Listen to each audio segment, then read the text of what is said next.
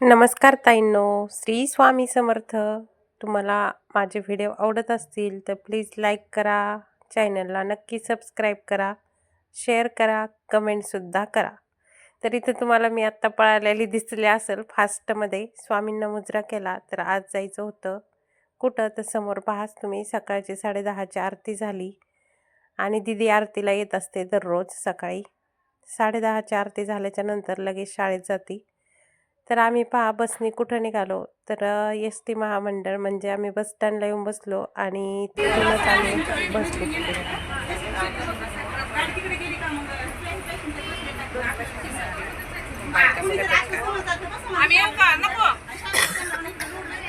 ओ इकडे बघा, राहिलेले येते ना आणखीन बसनी. काहीतरी बोला की त्याच्यात श्री स्वामी समर्थ.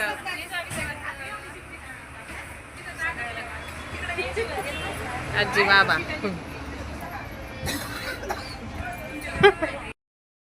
तर पाहतायनो आम्ही आलोय छत्रपती संभाजीनगरला. तर कशासाठी, तर इथं आहे महाकाली याग. ह्या यागाच्या सेवेसाठी आम्ही आलो आहोत.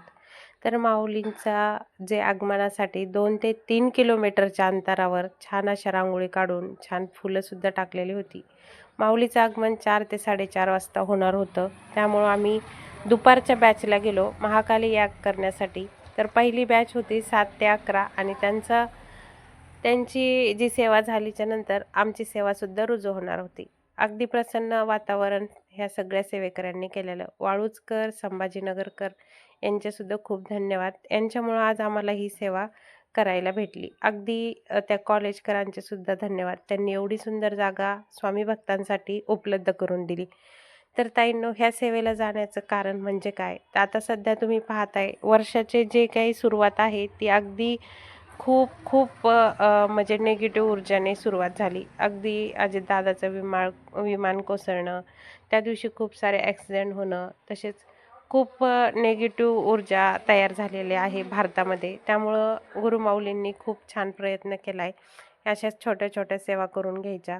तसंच माऊलीचं शनिवारी हितगुजसुद्धा राहणार आहे. आपण घराच्या बाहेर पडताना कोणती सेवा केली पाहिजे, सुखकारक आपला वाहन प्रवास व्हावा म्हणून, तर ती सुद्धा हितगुज तुम्ही नक्की ऐका. प्रार्थना घेतली आणि खूप मोठ्याने आई अंबाबाईचा जय जयकार केला. त्यानंतर आम्हाला निघायचं होतं माऊलींचं हितगुज ऐकायला. त्याआधी आम्ही सुंदर असा प्रसाद घेतला, खिचडी आणि शिरा, आणि पोटाला पोटभर खाल्लं. त्यानंतर माऊलींचं आगमन झालं आणि छान असं माऊलीचं हितगुज ऐकलं. तुम्ही सुद्धा मन लावून ऐका हितगुज माऊलींचं. माऊली काय सांगतात लक्ष द्या आणि आपल्या व्हिडिओला लाईक करा. श्री स्वामी समर्थ ताईंनो.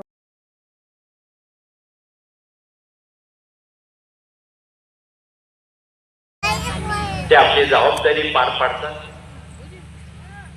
तदनंतर दुसरे गुरु प्राथमिक शिक्षण आणि उचित वळणाला लावण्याचं काम, द्वितीय गुरु प्राथमिक शिक्षण शिकवणारे, आजच्या भाषेत म्हणता येईल. पुढचे गुरु उच्च शिक्षण शिकवणारे, स्वतःच्या पायावर उभं करणारे, उच्च ज्ञान शिकवणारे, त्यांना तिसरे गुरु आपण म्हणूया आजच्या भाषेत.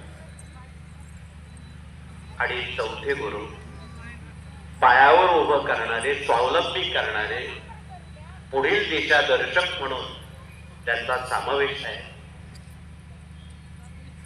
एकदा तो पायावर उभा राहिला की पालक लोक त्याला गृहस्थाश्रमाकडे वळवतात आणि एकदा तो गृहस्थाश्रमी झाला की ते गृहस्थाश्रमाचं लोखंडी. तर इथं सगळे हितगुज ऐकून घेतलं आणि अगदी आता निघायची तयारी चालू केली. तर निघायण्यामध्ये सगळ्यांना शोधण्यात वेळ गेला. कोणी आलं तर कोणी मागं पुढं बसलं होतं आणि सगळ्यांना शोधलं. त्यानंतर आता आम्ही निघालोय. घराची रस्ता धरला, माऊलींचं दर्शन घेतलं आणि त्यानंतर पहा इथं स्टॉल लागलेला होता. त्या स्टॉलवर मला अगदी छान सुंदर हे झाड खूप दिवसाचं शोधत होते मी, ते भेटलं. तर कोणाला ह्या झाडाची जर माहिती असेल किंवा ह्या झाडाचं नाव माहिती असेल तर मला नक्की कमेंटमध्ये सांगा. तसं तर मी तुम्हाला लवकरच शेअर करेन. श्री त्र्यंबकेश्वर महाराज की जय, गंगा गोदावरी माता की जय.